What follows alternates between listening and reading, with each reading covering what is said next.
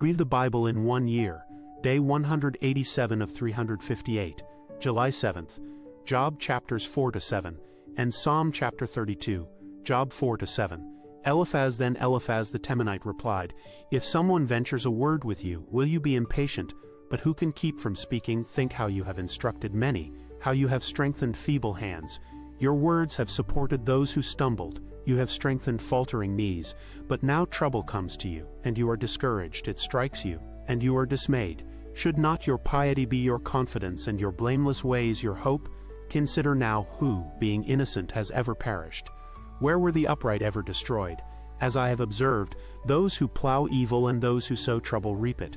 At the breath of God they perish. At the blast of his anger they are no more.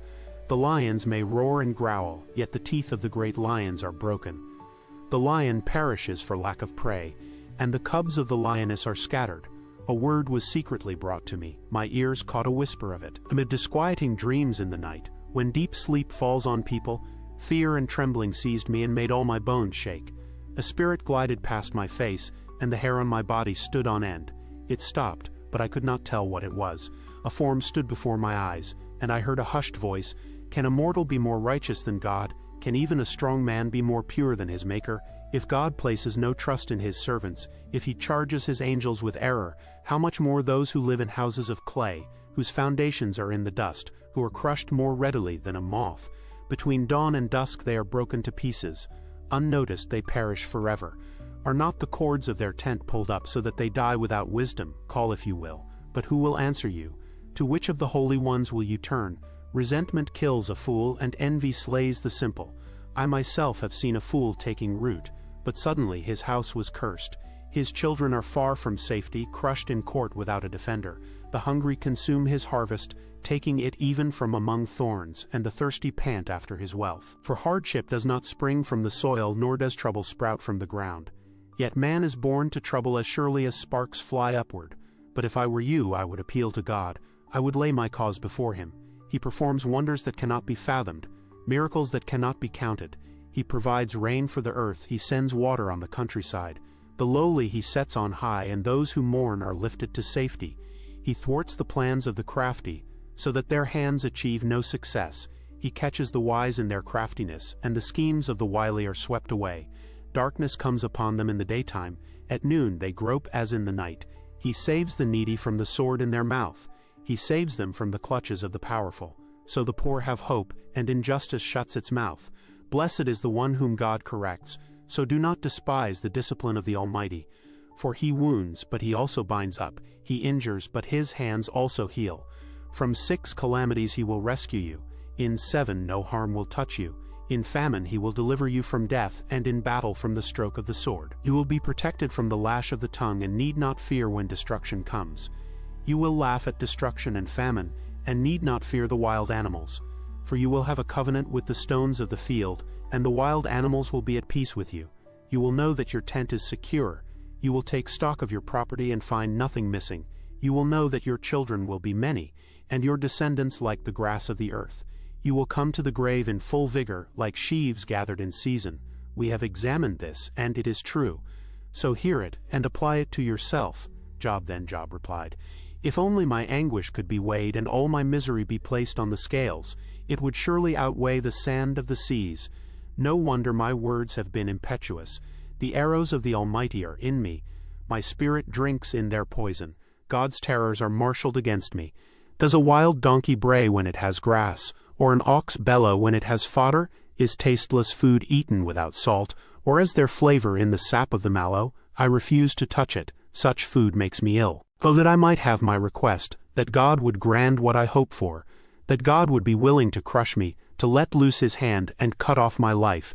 Then I would still have this consolation, my joy in unrelenting pain, that I had not denied the words of the Holy One. What strength do I have that I should still hope? What prospects that I should be patient? Do I have the strength of stone? Is my flesh bronze? Do I have any power to help myself now that success has been driven from me? Anyone who withholds kindness from a friend forsakes the fear of the Almighty. But my brothers are as undependable as intermittent streams, as the streams that overflow when darkened by thawing ice and swollen with melting snow, but that stop flowing in the dry season, and in the heat vanish from their channels. Caravans turn aside from their routes, they go off into the wasteland and perish. The caravans of Tema look for water. The traveling merchants of Sheba look in hope. They are distressed because they had been confident. They arrive there, only to be disappointed. Now you too have proved to be of no help. You see something dreadful and are afraid. Have I ever said, "Give something on my behalf, pay a ransom for me from your wealth. Deliver me from the hand of the enemy. Rescue me from the clutches of the ruthless. Teach me and I will be quiet. Show me where I have been wrong." How painful are honest words, but what do your arguments prove? Do you mean to correct what I say and treat my desperate words as wind?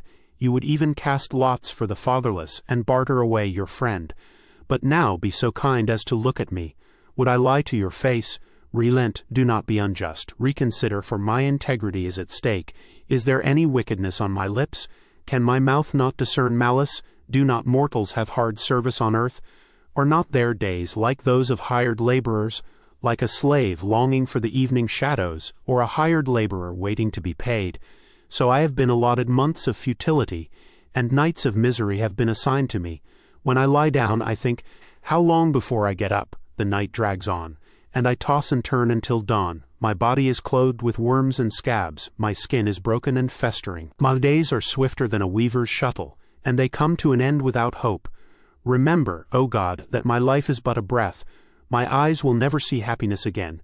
The eye that now sees me will see me no longer. You will look for me, but I will be no more. As a cloud vanishes and is gone, so one who goes down to the grave does not return. He will never come to his house again. His place will know him no more. Therefore I will not keep silent. I will speak out in the anguish of my spirit. I will complain in the bitterness of my soul. Am I the sea or the monster of the deep that you put me under guard? When I think my bed will comfort me and my couch will ease my complaint, even then you frighten me with dreams and terrify me with visions, so that I prefer strangling and death rather than this body of mine. I despise my life. I would not live forever.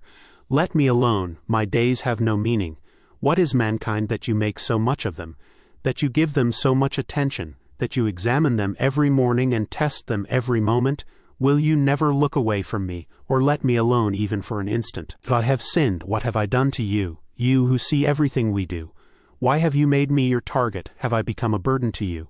Why do you not pardon my offenses and forgive my sins? For I will soon lie down in the dust. You will search for me, but I will be no more. Psalm chapter 32. Psalm chapter 32 of David, a maskil. Blessed is the one whose transgressions are forgiven, whose sins are covered. Blessed is the one whose sin the Lord does not count against them, and in whose spirit is no deceit.